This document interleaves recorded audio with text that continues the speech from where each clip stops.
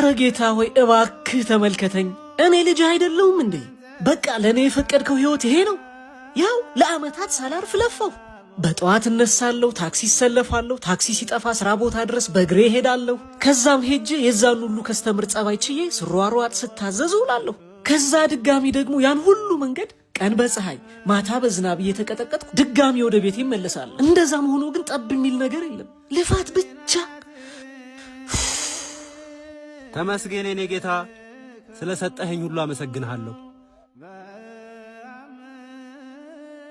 እንዳንተ ቢመቸኝማ እኔም አመሰግን ነበር። እንደኔ መሆን ከፈለክ ቦታ እንቀያየራ። አንተ እንኳን እሺ ብትል እሱ እሺ አይለኝም፣ አይወደኝ። ስለማይወድ ሳይሆን ስለሚሳሳልህ ነው እሺ የማይለው። ማክቤል እባላለሁ። ይኸውልህ ወንድሜ፣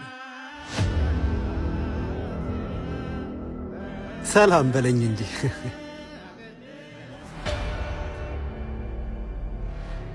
ናስኪ ወክ እያደረግን እናውራ።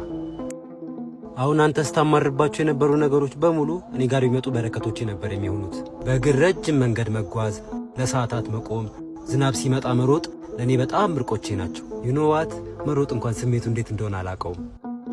ኦፍኮርስ ገንዘብ አለኝ። ገንዘቤ ግን የመሮጥን ስሜት እንኳን ሊገዛልኝ አይችልም። እግርህን ሽጥልኝ ብል ስንት ብር ትሸጥልኛለህ? አረ በስመ አብ፣ ምን ሆናል? አየህ፣ ዋጋ ማተምንለትን ነገር ሰጥቶን ያን ያህል ስታማርር የነበረው። እንመለስ። ከዚህ በላይ መራመድ አልችልም። ማግኘት፣ ማጣት፣ ስኬት፣ ውድቀት፣ መታመም፣ መዳን የሚባሉትን ነገሮች በሙሉ የምናገኛቸው በመኖራችን ውስጥ ነው። ስለዚህ መጀመሪያ ስለ መኖር አመስግነውና ቀጣይ የምትፈልገውን ጠይቀው። ጊዜው ሲደርስ ይሰጣል። ስላማረርከው የሚቀርበት ነገር የለም። ስላላመሰገንከው ግን የሚቀርብህ ነገር ይኖራል።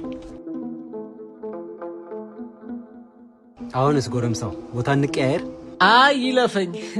ስላወቅኩ ደስ ብሎኛል። ምናልባት ዛሬ ያገናኘን ይሄን ነገር እንድነግር ይሆናል። መልካም ቀን። አመሰግናለሁ። ተመስገን።